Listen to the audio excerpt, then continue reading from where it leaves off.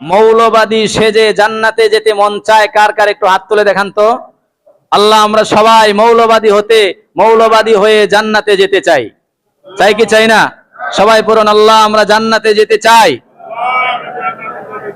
আল্লাহ কবুল করুক। আল্লাহ বলছেন, মাসালুল জান্নাতিল্লাতী ওয়াইদাল মুত্তাকুন, মৌলবাদীদের উদাহরণ হচ্ছে এই, তারা কি পাবে?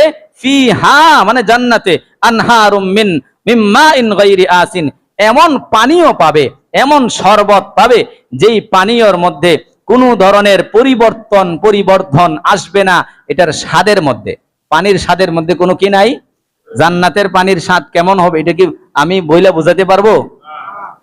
শুধু অনুধাবন করেন, আল্লাহ পাক দেবেন যেটার কোনো পরিবর্তন নাই। ওয়া আনহারুম মিন লাবানিল লাম ইয়াতাগায়্যার তা'মু, এমন জান্নাতের ভিতরে কিন্তু ওই যে নহর থাকে, এটা তো অন্য আয়াতে পাইছেন, তাজরি মিন তাহতিহাল আনহার, জান্নাতের তলদেশ